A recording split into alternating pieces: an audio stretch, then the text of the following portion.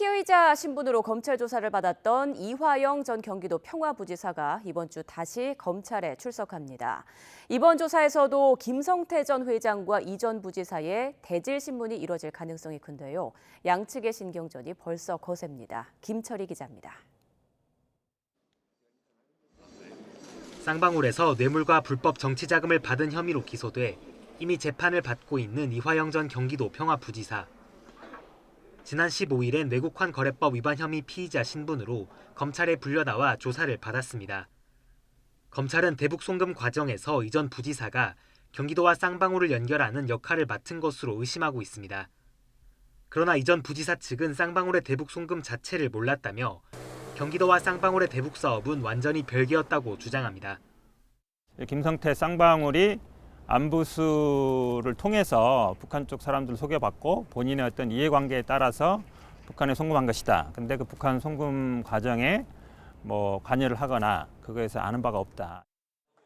앞선 조사에선 이 전 부지사와 김성태 전 쌍방울 그룹 회장 등 관계자 4명의 대질도 이뤄졌습니다.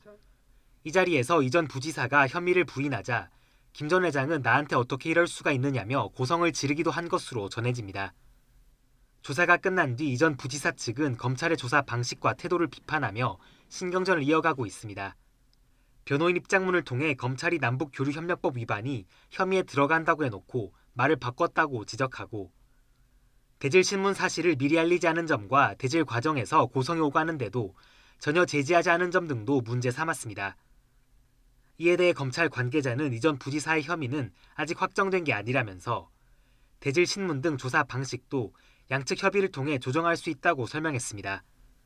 이 전 부지사 측이 오는 22일 다시 검찰에 출석하겠다는 뜻을 밝힌 가운데 이날 김 전 회장과의 2차 대질이 진행될 가능성도 큽니다. 다만 이번에는 이 전 부지사의 요청에 따라 지난번과 달리 1대1로 마주 앉는 방식이 될 전망입니다. 거듭된 조사에서도 이화영 전 부지사와 김성태 전 회장의 입장이 평행선을 달릴지 또 검찰이 진술 확보하는 수준을 넘어 물증까지 제시할 수 있을지가 남은 수사의 향방을 결정할 것으로 보입니다. YTN 김철입니다.